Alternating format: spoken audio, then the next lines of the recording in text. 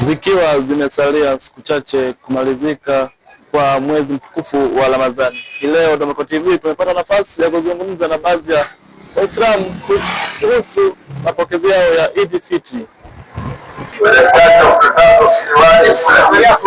Alhamdulillah. Kwa majina anaitwa Nasr Uthman bin Suleiman, anafanya biashara hapa maeneo ya Majengo.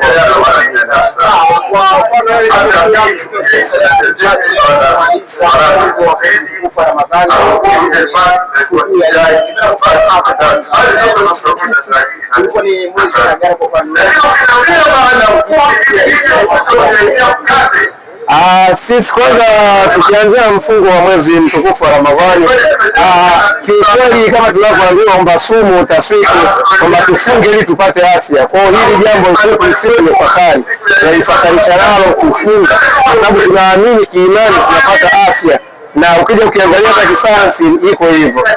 Kwa hiyo sisi ni jambo jema, lakini mule tunapata rehema, tunapata kujiepusha na madhambi mengi sana, pamoja na kufutiwa madhambi. Kwa hiyo kwetu ni mwezi mwema kabisa, mwezi mzuri.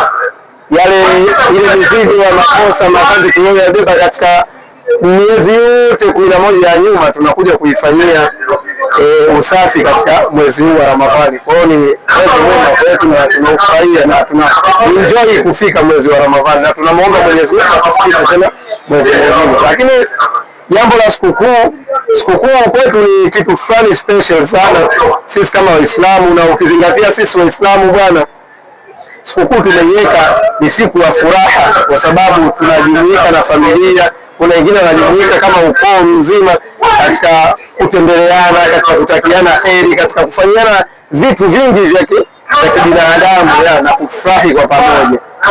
Kwa hiyo sikukuu kwetu ni kitu fulani very special. Sawa, Kiislamu hii sikukuu hii imekaaje? Ni sikukuu Kiislamu ni ibada kabisa. Ni ibada, na ndio maana ile siku ya sikukuu asubuhi kila mtu mwenye uwezo anatakiwa msaidia asiokuwa na uwezo, na kila mtu afurahi na afurahike pamoja na familia yake. Kwa hiyo inatutaka kabisa, kuna kitu kinaitwa zakatul fitr kabla ya kuswali ile swalatul Eid au hivyo, lakini pale shoti kabla ya kupata hichi chakula cha hapa katikati ya asubuhi, tunatakiwa tuwahudumia hao maskini ambao kuwa hawana, ili tuweze kwenda nao sawa na yeye wafurahi katika vyakula, kifedha, kinguo na kadhalika, ili mradi wanaelewa wapate faraja. Kwa hiyo ni ibada kwetu. Allahi wa salam ala rasul